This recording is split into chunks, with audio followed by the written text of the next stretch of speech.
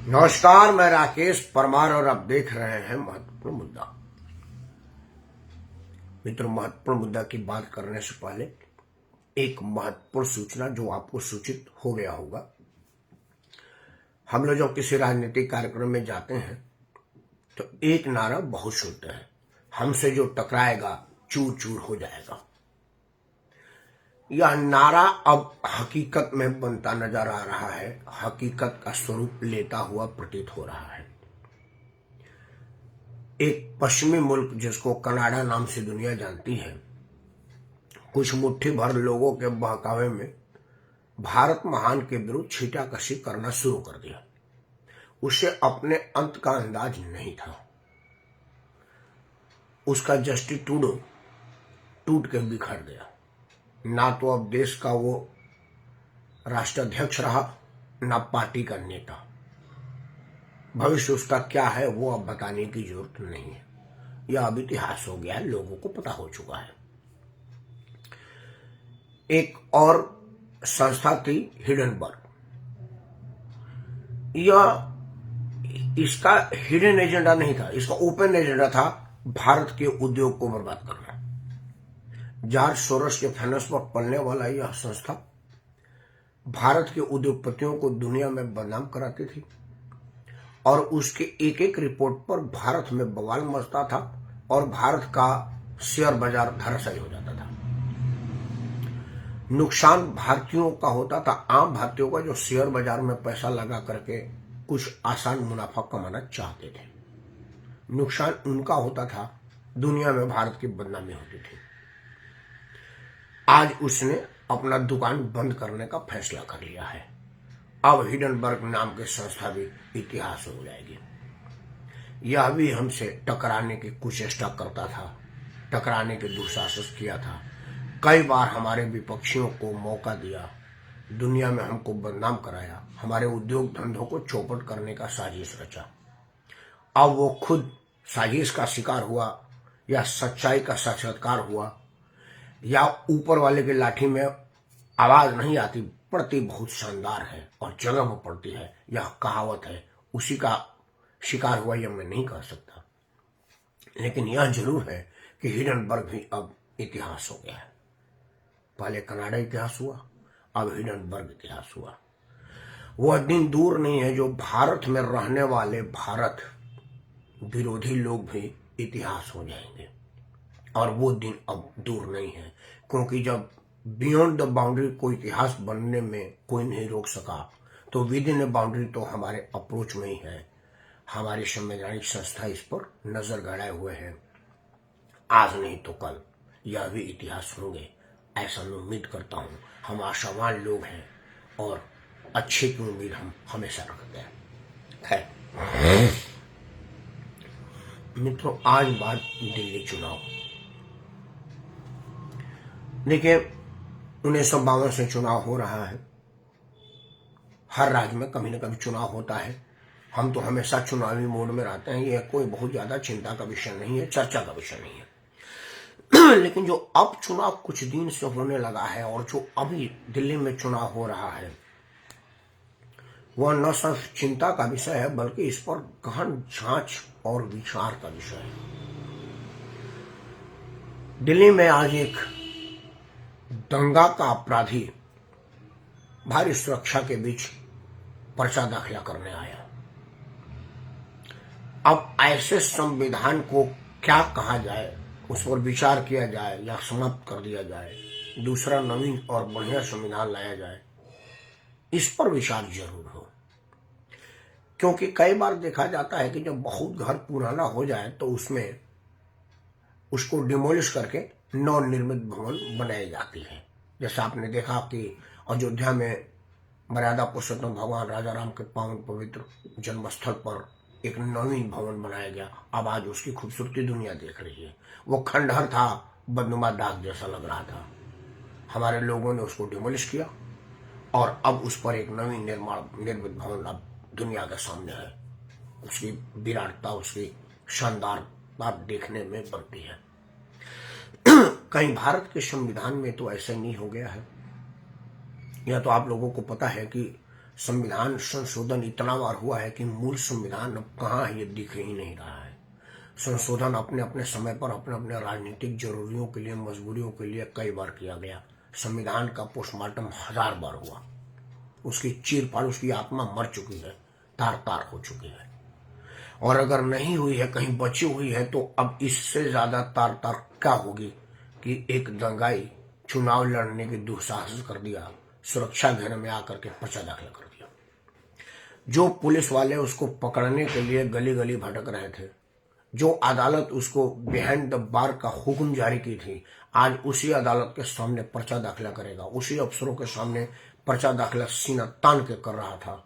अब इससे बुरी और बड़ी बात हो नहीं सकती, जिसका दुख मुझे है। और मैं इसी मुद्दे को आपके सामने रख रहा हूं कि इस संविधान में बदलाव की जरूरत है या इस संविधान को बदल देने की जरूरत है। यह विचार आप सब करिएगा। देखिए, लोकतंत्र में हर भारतीय नागरिक को चुनाव लड़ने का अधिकार है, बल्कि हमारे संविधान में तो एंग्लो इंडियन को भी नामित करके राज्यसभा में भेजने का प्रावधान है। मतलब आप विदेशी 2 नागरिकों को चुन करके भेजते हैं कि भाई आप भी अपना बात रखिए। वो किस लिए भेजते हैं यह बात हम आप तक नहीं समझ पाए। तो हमारा संविधान समझने के चक्कर में है नहीं। वो सलमान खान के फिल्म का डायलॉग है कि बहुत दिमाग मत लगाइएगा, हम दिल में आते हैं, दिमाग में नहीं। तो हमारा संविधान भी यही है। हमारा संविधान कहता है कि अपराधी को पकड़ के लाओ। पुलिस दर दर भटकती है, रात दिन मेहनत करती है, अपने सारे सूचना तंत्र इकट्ठा करके, एकत्र करके उस पर काम करती है और अपराधी को पकड़ के लाती है। और वही संविधान कहता है कभी हम माननीय होंगे, इनको सैल्यूट मारो। और वही माननीय कानून बनाएंगे और उस कानून के तहत पुलिस मजबूर होगी नाचने के लिए। अब तारिक हुसैन जब दिल्ली विधानसभा में पहुंचेगा, मान लीजिए, हालांकि मुझे बड़ी खुशी है कि वो पहुंच नहीं पाएगा, लेकिन चुनाव तो इसी उम्मीद से लड़ रहा है ना कि वो दिल्ली विधानसभा में पहुंचेगा। तो मैं पहुंच गया की बात करता हूं, उस स्टीम सिचुएशन को मैं आपके सामने रख रहा हूं कि तारिक हुसैन और वो जो एक बंदूकबाज था, अगर दोनों विधानसभा में पहुंच गए तो ये विधानसभा में क्या संविधान बनाएंगे, क्या बिल पास करेंगे? यही ना कि भाई गोली बंदूक बम मारना कोई अपराध नहीं है। जब विदेशी मेहमान आपके सामने आवे तो देश का बदनामी कराना कोई अपराध के श्रेणी में नहीं आया। क्योंकि आपको ध्यान होगा कि जब अमेरिकी राष्ट्रपति भारत के दौरे पर थे तो दिल्ली में दंगा भड़का करके दुनिया में भारत का बदनामी कराने का वो साजिश था। हालांकि कुछ लोग मरे, वो बहुत बड़ा उस वक्त का मुद्दा नहीं था। उस वक्त का मुद्दा था कि जो दुनिया में नरेंद्र मोदी के नाम का डंका बज रहा है, दुनिया में भारत के शांति का पैगाम चरमोत्कर्ष पर है, उसका ज्योति हर जगह जगमगा रही है, उसको धूमिल किया जाए और दुनिया में बताया जाए कि भाई नरेंद्र मोदी के नेतृत्व में जो बात फैलाई जा रही है कि यहाँ पर अमन है, चैन है, सुरक्षा है, वो है नहीं, क्योंकि उसकी राजधानी ही सुरक्षित नहीं है। और उस स्थिति में सुरक्षित नहीं जब अमेरिका का राष्ट्रपति आया हुआ है, तो फिर यह किस बात का सुरक्षा और किस बात का ऐसा गुणगान। इन्हीं सब चीजों को ध्यान में रख करके वो दंगा आयोजित किया गया। वो बाकायदा प्रायोजित दंगा था, सुनियोजित दंगा था। भला हुआ हमारे पुलिस बल के जवानों का जो उन्होंने तुरंत कार्रवाई किया, और भला हुआ हमारे नेतृत्व का, विदेश में काम करने वाले विदेश मंत्रालय, भारतीय प्रशासनिक सेवा के अधिकारी, न्यायिक सेवा के अधिकारी, विदेश सेवा के अधिकारी और हमारे नेतागण, हमारा नेतृत्व। अगर हमारा नेतृत्व ईमानदार, मजबूत और सर्व स्वीकार नहीं होता तो भारत टूट जाता। साजिश यही थी, क्योंकि आपको पता है अमेरिका का राष्ट्रपति जहां जाते हैं तो कई तरह की खुफिया एजेंसियां, कई तरह की समाचार चैनल्स सब पहले से ही उस देश का दौरा करते हैं और हर छोटे से छोटी चीज को बड़ी रूप में देखते हैं कि कहीं कुछ है तो क्यों है और क्या है और इसका इम्पैक्ट क्या है। ऐसी स्थिति में एक तरफ अमेरिका का राष्ट्रपति सड़क पर है और दूसरे तरफ दंगाई सड़क पर है, और वो भी दिल्ली में। अमेरिका के राष्ट्रपति को मैं बधाई दूंगा जिन्होंने अपने मित्र नरेंद्र मोदी पर भरोसा किया, विश्वास किया और माना कि यह मोदी को बदनाम करने, भारत को बदनाम करने का साजिश है और इस तरह के साजिश से हम मोदी को डिगने नहीं देंगे, कमजोर नहीं होने देंगे, अपने मित्र का साथ नहीं छोड़ेंगे। दोस्ती का जो मिसाल अमेरिका के तत्कालीन राष्ट्रपति ने निभाया था वह काबिल तारीफ है। हम उनका खैर मकदम करते हैं, प्रणाम करते हैं उनका आभार व्यक्त करते हैं, पुनः वो राष्ट्रपति का शपथ लेंगे, इस बात का हम उनका स्वागत करते हैं। लेकिन मित्रों, उस दंगा के मुख्य अपराधी, मुख्य साजिशकर्ता को टिकट देने की बात जहां तक है, उस पर मेरा जो मर्माहत हूं मैं, उस पर जो मेरा विचार है, उस पर जो मेरा आज का वक्तव्य है, आज का जो कथन है, उसको किस रूप में आप लेते हैं, मैं यही प्रश्न आपके सामने रख करके अपना वीडियो बंद करूंगा। बहुत बड़ा वीडियो आज का नहीं रखूंगा। पहला, आखिर उसको टिकट देने वाला राजनीतिक दल क्या सोचता है? भाई, भारत के संविधान में लिखा हुआ है कि चुनाव कोई भी आदमी लड़ सकता है। तो पहला कि यह संविधान में उस पन्ने को फाड़ के फेंका क्यों नहीं जाता कि कोई भी आदमी चुनाव लड़ सकता है? जो आदमी खुला समाज में रहने के लायक नहीं है, अदालत उसको जेल में बंद करने के हुक्म जारी कर चुकी है, और वही आदमी संसद में जाएगा? ऐसा दो तरफा संविधान, ऐसा दोगला संविधान, ऐसा दो तरह की सोच रखने वाला संविधान क्यों? हमारा दिमाग पहले से यह बात सोच करके फटा जा रहा है कि भाई मद्य निषेध हर जगह लिखा होता है, दारू पीना स्वास्थ्य के लिए हानिकारक है, और दारू मंत्रालय हर राज्य में है। मैं यही सोच के परेशान हूं। यह हमारे संविधान में लिखा है। हमारे संविधान में लिखा है कि भाई आप दारू के बोतल पर यह लिखें या दारू की दुकान पर लिखें कि 18 साल से कम आयु के लोगों को दारू नहीं दी जा सकती, दारू पीना स्वास्थ्य के लिए हानिकारक है। और वही सरकार, जो सरकार ये लिख रही है, विज्ञापन जारी कर रही है, वही सरकार लाइसेंस जारी करे कि आप ज्यादा से ज्यादा दारू बेचिए और हमारा को राजस्व दीजिए। और जहां पर ऑफिशियल दारू बंदी किया गया है, वहां पुलिस के माध्यम से दारू घर घर सप्लाई हो रहा है। बिहार उसका उदाहरण है, वहां पर दारू बंद है।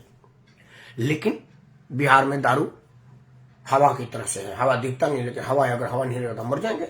बिहार में दारू दिखता नहीं है, दुकान कहीं नहीं है, लेकिन दारू नहीं मिलेगा, दरबाज मर जाएंगे और उनके स्वास्थ्य का ख्याल रखा जा रहा है। खैर, आज मुद्दा दारू पर नहीं।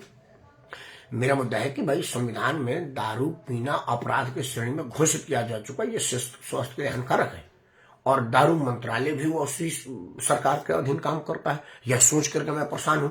एक नया आया हुआ है कि भाई अदालत कह रही है कि क्योंकि आदमी जेल में क्यों रहता है, हमारे विद्वान न्यायाधीशों को यह लगता है कि ये जो फलाना आदमी है जिसके विरुद्ध चार्जशीट आई हुई है और जो पुलिस ने इनके विरुद्ध नोट्स तैयार किए हैं, उसको देखने के बाद और इसको समझने के बाद यह लग रहा है कि भाई ये आदमी खुला समाज में रहने के योग्य नहीं है, क्योंकि यह समाज में रहेगा तो समाज के हित में काम नहीं करेगा, समाज के हितों का नुकसान होगा, इसलिए इसको जेल में डाला जाए। इसीलिए जेल में डाला जाता है। कहा जाता है ना भाई, ये जैसा ये आदमी समाज में रहने के लायक नहीं, इसको फांसी पर लटका दिया जाए। जज साहब कहते भाई अब फांसी बंद है, लोग दुनिया भर में फांसी को बंद करने की मांग करते हैं, तो इसको आजीवन जेल दिया जाए, 10 साल दे दिया जाए, 5 साल दे दिया ना, वो उसके अपराध के डेंसिटी के हिसाब से विद्वान न्यायाधीश निर्णय लेते हैं। मतलब विद्वान न्यायाधीश उसको 5 साल, 50 साल, 10 साल, 2 साल अपने उनके ला के अंतर्गत बाहर नहीं रहने की हिदायत देते हैं और जेल में डालते हैं। और उसी संविधान में लिखा हुआ है कि यह माननीय बन सकता है, समाज में ना रहेगा, संसद में जाएगा, विधानसभा में जाएगा। इस पर आप विचार जरूर करिएगा। मुझे दिल्ली के जनता पर पूरा पूरा भरोसा है कि वह जीत के आने वाला नहीं है, उसका जमानत भी नहीं बचेगा, यह मैं जानता हूं। क्योंकि 2014 के बाद 2-3 चीजें तो बड़ा स्पष्ट हो गई हैं। अब आप इसके लिए मुझे नरेंद्र मोदी का चमचा कह लीजिए, भारत का भाजपा का प्रवक्ता कह लीजिए, आपको मुबारक हो। लेकिन 2-3 चीजें देखने को आ रही हैं कि जो घोषित बाहुबली है वो चुनाव नहीं लड़ पा रहे हैं, और अगर लड़ने की दुस्साहस कर रहे हैं तो जीत नहीं पा रहे हैं। उदाहरण है, बिहार में एक बाहुबली था, तिहाड़ में सड़के मर गया, जीत नहीं पाया, अपने बेगम का लड़ाया, जिता नहीं पाया। नहीं तो उसके पहले कुत्ते के गले में पट्टा डाल देता था कि मेरा आदमी, वो जीत जाता था, संसद चला जाता था, विधानसभा चला जाता था। हिम्मत है, तो औकात नहीं होती थी कि उसके विरुद्ध कोई खड़ा होकर चुनाव लड़ पावे। लेकिन 14 के बाद यह सब परंपरा में अब बदलाव आया है। संसद में अब अपराधी चुन के नहीं आ रहा, तो यह कहां आएगा? दिल्ली में प्रबुद्ध जनता है, लेकिन उसको टिकट देने की जो संविधान में गुंजाइश है, मेरा विरोध उस पर है। उसको टिकट देने की जो राजनीतिक दुस्साहस हुई है, मेरा विरोध उस पर है। और इस तरह के दुस्साहसों पर मेरा विरोध चलता रहेगा। आपके सामने महत्वपूर्ण मुद्दा रहता रहेगा, परोसता रहूंगा। मुझे मालूम है कि मेरा मुद्दा एक दिन में खत्म होने वाला नहीं है। लेकिन एक दिन जरूर खत्म होगा, और उसी एक दिन के लिए मैं राकेश परमार आपसे प्रार्थना करता हूँ, अनुरोध करता हूँ कि कृपया इस तरह के लोगों का बहिष्कार करें और ऐसे लोगों को संसद क्या उस पार्टी को ही कहीं मत दीजिए, कहीं वोट मत दीजिए, चाहे वो एक अच्छा आदमी को ही टिकट क्यों न दिया, क्योंकि कोई भी राजनीतिक पार्टी ऐसा हो ही नहीं सकती कि वो एक टिकट चोर को दे और दूसरा टिकट थानेदार को दे। अगर वो थानेदार को दिया है, उससे भी वो चोरी की उम्मीद कर रहा होगा, क्योंकि उसने चोर को टिकट दिया हुआ है। क्योंकि दूध और तेजाब एक कटोरी में रह ही नहीं सकते, फट जाएंगे। तो यह चोर और थानेदार एक अगर पार्टी में है, मतलब कुछ न कुछ गड़बड़ है।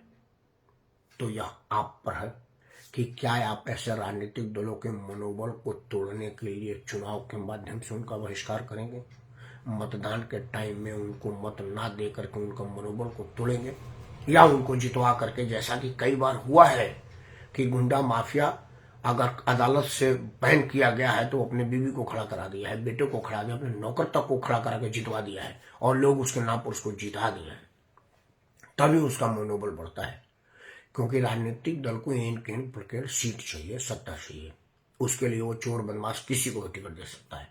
उसमें नैतिकता नाम की चीज और राजनीति में रही नहीं, किसी भी पार्टी के लिए। मैं किसी पार्टी विशेष का नाम नहीं ले रहा, किसी भी पार्टी के लिए नहीं दिया। हर आदमी ने, किसी ने फूलन देवी को टिकट दिया तो किसी ने मोहर सिंह बहादुर सिंह को टिकट दिया, किसी ने तारिक हुसैन को टिकट दिया तो किसी ने किसी और को टिकट दिया। टिकट देने के मामले में हम आप में सभी नंगे हैं, और मतदान देने के माध्यम में आप कृपया ऐसा ना करें। इन्हीं प्रार्थना के साथ मैं राकेश परमार आप सबसे विदा लेता हूं, इस उम्मीद के साथ कि अपराधियों को आप माननीय नहीं बनने देंगे, ऐसा मेरा मानना है। तब तक लोकतंत्र मजबूत रहे, और यह तभी मजबूत होगा जब साफ सुथरे सभी वाले लोग संसद में जाएंगे, विधानसभा में जाएंगे, संविधान बनाएंगे, विधान बनाएंगे। मैं राकेश परमार इसी भरोसे के साथ ये वीडियो बंद करता हूं कि आप ऐसे लोगों का बहिष्कार करें। जय हिंद, जय महाभारत, जय लोकतंत्र, और जय हो बढ़िया संविधान, ये वाला नहीं जिसमें गलत गलत कई है प्रावधान। धन्यवाद।